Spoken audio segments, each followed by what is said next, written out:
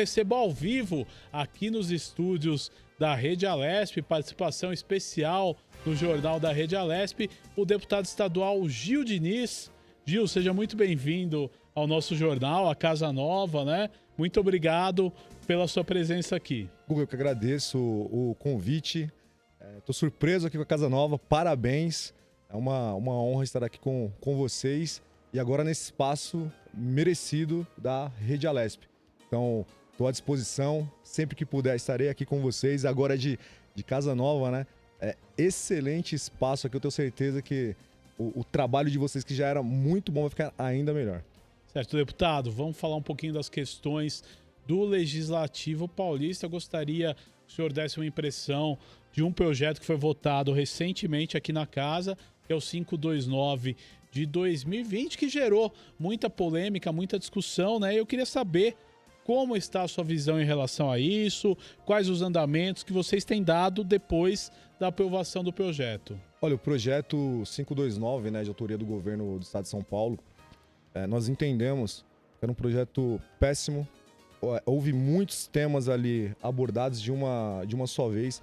Foi vendido, né, para a grande mídia como uma reforma administrativa, mas que de reforma não teve absolutamente nada. Teve ali a extinção de algumas empresas e a autorização para o governador aumentar impostos. Então, desde o início, nós nos colocamos contrários ao 529 por vários motivos. O que aconteceu? O governo viu que não tinha votos e começou ali a costurar.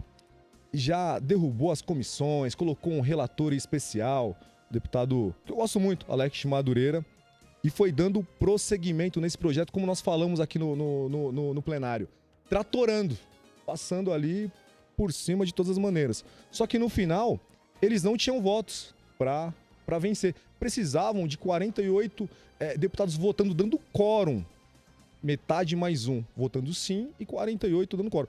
O projeto era tão ruim, mas tão ruim, que o governo teve dificuldade de colocar 48 deputados em plenário votando, sim ou não.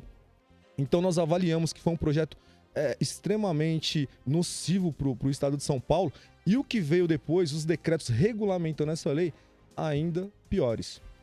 Entendo, deputado. E é interessante, a gente passou por um ano extremamente difícil, né? A situação da pandemia, isso vai refletir na economia pública em algum momento, né? Eu queria que o senhor nos contasse aí a sua perspectiva para o ano de 2020, porque com certeza terão cortes de gastos, será um ano aí de muito cuidado, até porque ainda estamos passando, né, por esse período difícil da pandemia, independente de discussão se vem vacina, tratamento, né? É um período ainda que estamos, né?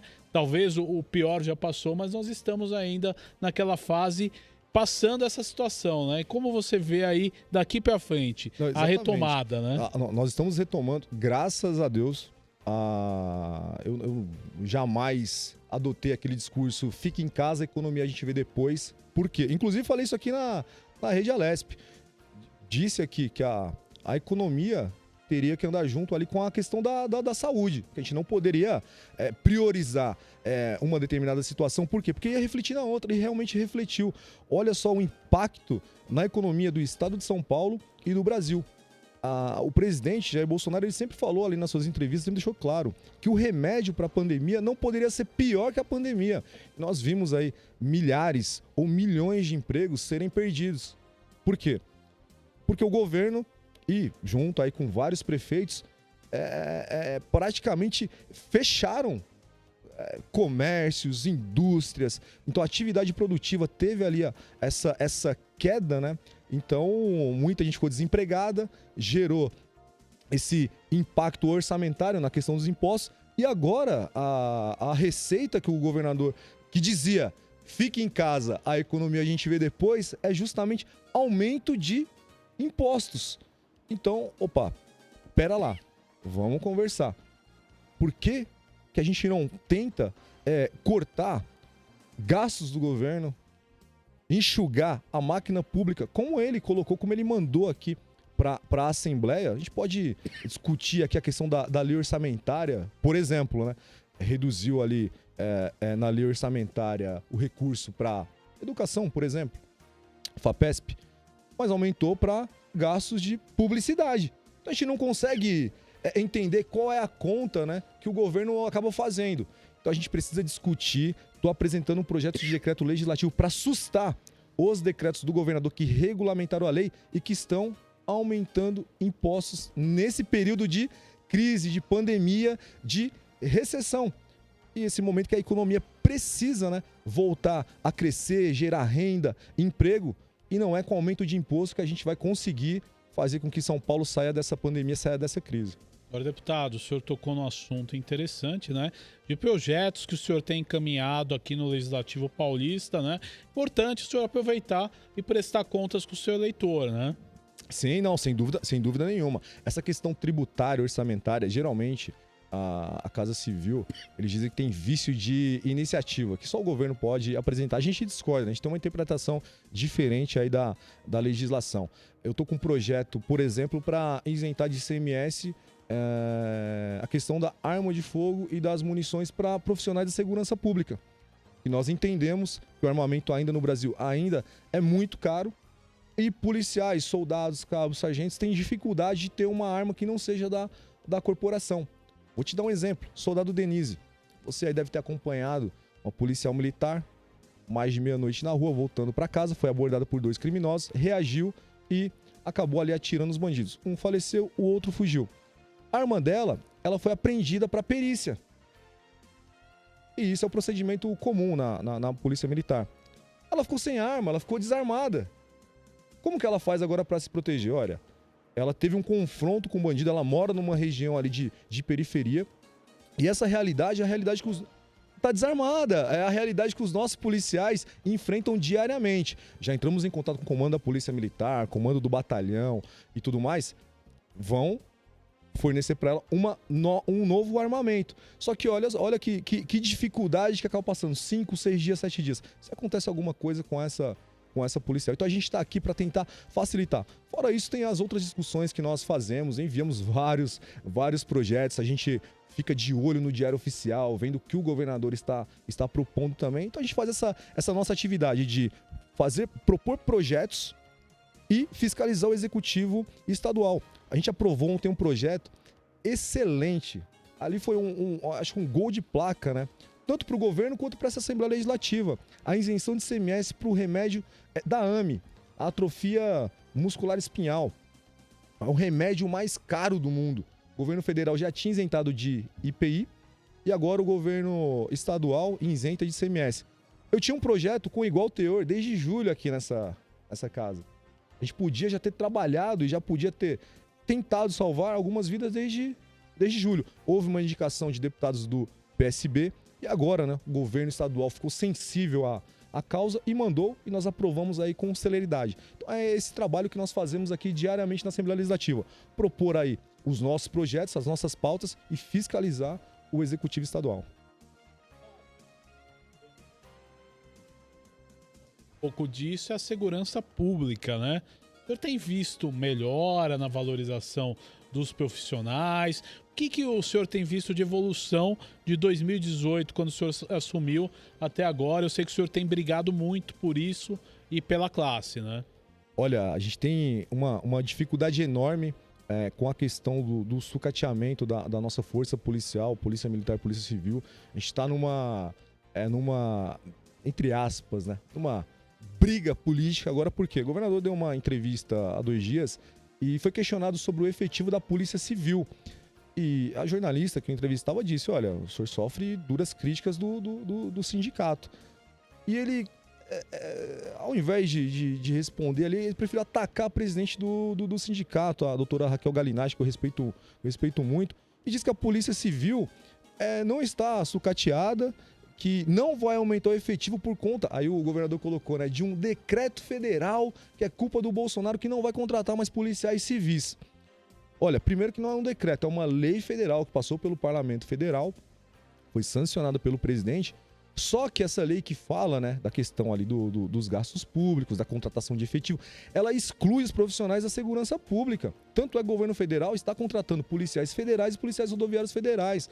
Então o governador, ele falta com a verdade quando ele para se eximir da culpa de contratar delegado, escrivão, agente de polícia civil para suprir aí a necessidade, ele vai jogar a conta pro governo federal. Então, a gente questiona isso, a gente rebate isso, a gente tenta trazer a verdade pro debate e cobra que realmente o efetivo seja recolocado, realocado. E é uma demanda que esses profissionais estão trazendo para nós, inclusive para a discussão agora da lei orçamentária. Porque não está previsto para o próximo ano o recurso justamente para contratar esses profissionais. Você, cidadão paulista, que vai num DP, que vai numa delegacia registrar um boletim de ocorrência, você percebe ali o caos que é em muitos distritos policiais. Falta de efetivo, a estrutura dos distritos policiais estão péssimas. Então a gente precisa discutir e trabalhar isso aqui para melhorar a vida do trabalhador, do profissional de segurança pública lá na ponta, mas do cidadão também. Então eu não vejo que teve muito avanço, embora a bancada de segurança pública seja grande, né? Pelo menos os que dizem que são aliados aí da segurança pública. É grande aqui na casa, mas a gente avançou muito pouco aqui. Espero que até o final do mandato nós consigamos aí avançar muito mais. Agora fica difícil, porque o governador vai jogar na conta da pandemia. Vai dizer, olha, fica em casa, a economia a gente vê depois. E agora, como que a gente faz para valorizar esse profissional que arrisca a sua vida diariamente nas ruas de São Paulo? Agora, deputado, como resolver, né, essa questão, principalmente de polarização entre o governador de São Paulo, o presidente da República? Qual que é a solução que o senhor vê para isso? Olha, eu acredito que o ideal é que o presidente faça ali a gestão federal, né, como vem fazendo, o governador pense no estado de São Paulo. A eleição de 2022, ela vai acontecer naturalmente. O que eu noto é lógico. Quando eu falo isso, tem que deixar bem claro, eu sou um aliado do presidente Jair Bolsonaro. Eu tenho lado, não fico no muro. Então, assim, a minha fala é justamente defendendo aí o meu time.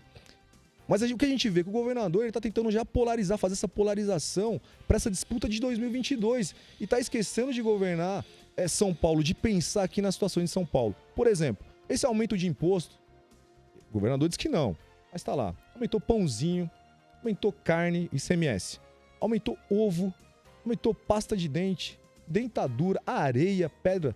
Olha só, isso aí vai gerar inflação. Vai gerar inflação automaticamente. Só que vão colocar na culpa de quem? Do deputado? Não. Do governador? Não. Vão jogar a bomba pro governo federal. Vai falar, olha, é culpa do presidente. Então a gente precisa aqui ter essa responsabilidade de pensar nos problemas do estado de São Paulo, da cidade de São Paulo, dos 645 municípios aqui no estado. Em 2022 a gente vai para a eleição. A gente coloca aqui o que o presidente Bolsonaro fez, o governador João Dória fez, a população vai avaliar. Então, nós vemos aí a tentativa do governo de São Paulo de antecipar essa eleição e usar, né, a estrutura do governo estadual justamente para trabalhar, e a gente vê isso na lei orçamentária, a questão do gasto de publicidade que o governador quer, antecipando a disputa de 2022. Isso é péssimo para todo mundo, mas quem sofre principalmente é o povo de São Paulo.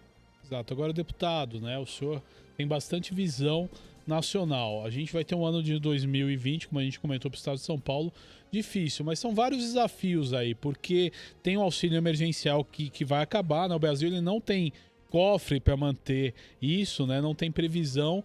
Como resolver a situação, pensando até no âmbito nacional, do desemprego, das dificuldades que a população vai sofrer no pós-pandemia? Como você citou, né, como você falava da luta, com a questão da economia, agora, vamos supor, acaba a pandemia e fica a questão econômica para resolver, né? O senhor, como deputado, como é que o senhor vê que vai ser esse ano de 2020 aí para resolver essa questão? Olha, vai ser um ano dificílimo, não tenho dúvida nenhuma. É mais do que a gente precisa. A gente precisa dar liberdade ao empreendedor, precisa dar liberdade ao trabalhador. A gente não pode proibir o pai de família de trabalhar. A gente não pode acorrentar o setor produtivo, principalmente o setor de comércios e serviços, que geram emprego, geram renda, geram impostos que mantêm a estrutura do Estado. Para mim é inconcebível. É lógico, nós passamos aí por um período extremamente difícil. Agora eu não consigo entender, Guga, como que eu posso estar num estabelecimento, num bar, num restaurante, até 22 horas e não até as 23, às 24, não entendo. Por que o vírus respeita o horário? Não consigo entender. Até porque, deputado, não sei se o senhor concorda comigo, que hoje depende do cuidado de cada um, né? Com o distanciamento, com a máscara, com o uso do álcool gel, né? Depende pouco, eu acho, das autoridades hoje. Né? Não, exatamente. Olha, o trabalho que foi feito nesse período de conscientização da questão do vírus e as medidas, né, que cada cidadão poderia tomar por si, não pelo papai Estado te falando, olha, você tem que fazer X, Y, Z. Acho que já está muito claro. Mas a gente não pode continuar bloqueando a atividade produtiva, que é justamente o que gera emprego, renda e impostos. Então, enquanto o governo ele continuar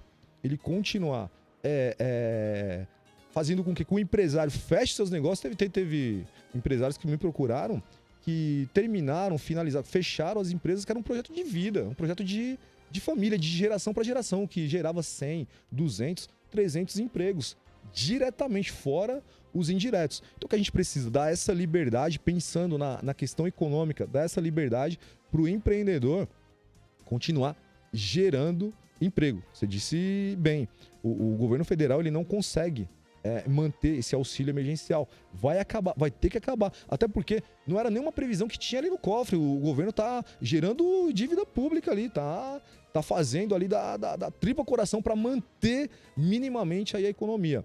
Agora é tentar voltar, né, a geração de emprego, voltar a economia para um patamar minimamente normal e ver o que a gente consegue minimizar nesse dano. Só que, volto a repetir, não vai ser com aumento de imposto, tirando dinheiro ali, principalmente do mais pobre, que a gente vai resolver a situação econômica que muitas decisões políticas acabaram por gerar. Então o Estado foi lá, meteu a mão, exterminou milhares de empregos. É o que eu digo, Guga. O Estado, nesse período de pandemia, ele foi lá, quebrou a perna do trabalhador e ofereceu depois uma muleta para o trabalhador, paga com o imposto do trabalhador. Isso a gente não pode deixar acontecer. Outra questão que foi polêmica nesse período, eu gostaria de saber sua opinião, é a questão da volta às aulas. E aí, deputado? Olha, nesse momento, eu sou favorável ao retorno das aulas. Novamente, tem os protocolos de segurança, de distanciamento. A gente já sabe que as crianças, né, elas não são esse grupo de risco, né? Sofreram minimamente com isso. Então, as escolas, principalmente as escolas privadas, as escolas particulares, se prepararam para esse retorno. Então, eu não consigo entender o bloqueio também nesse setor, que gera emprego, que gera renda, que gera impostos para o Estado, está da maneira que está. Então, a gente vai discutir agora. Vai ter aprovação automática ou não? Como que faz? Vai ser um ano perdido para a criançada ou não? Meus meninos estão lá fazendo aula online, tem ali o computador, o celular. E a criança que não tem? A criança que está lá na periferia, que não tem acesso a uma internet minimamente que possa fornecer ali a aula do professor. E os professores que estão em casa também, sem recurso nenhum, utilizando seus próprios recursos. A gente precisa começar a pensar nessa retomada. Não dá para ficar da maneira que está. A gente sabe da preocupação que tem. Até dentro da minha família mesmo, né? Minha mãe, por exemplo, deixa pro ano que vem, já foi um ano. Eu falo, mãe, a gente precisa começar a retomar tanto as aulas na escola pública como no setor privado. E dói, né? Olhar para o setor privado, as escolas particulares ali. Por quê? Porque não vão conseguir se manter. Não vão conseguir se manter. O que vai acontecer? Milhares de alunos vão passar para a rede pública. Por conta disso, o pai perdeu o emprego, não vai poder manter a escola vai fechar, o professor lá vai ficar desempregado. Vai mandar para a rede pública que já está com superlotações de sala de aula, com uma estrutura precária. Então, quem, no final das contas, vai sofrer? A população mais pobre ali, que depende do serviço público. Agora, deputado, falar um pouquinho aqui da casa. Nós estamos entrando no mês de novembro, praticamente. Temos aí novembro e dezembro até as festas, né? Para a discussão do orçamento 2021. O que você espera dessas discussões? Como você espera que vai ser esse processo? Olha, acredito, lendo, né, a peça orçamentária, é muito grande, é um documento é enorme e é muito bom que a gente está aprendendo, né? É o segundo ano nosso aqui, a segunda discussão do orçamento.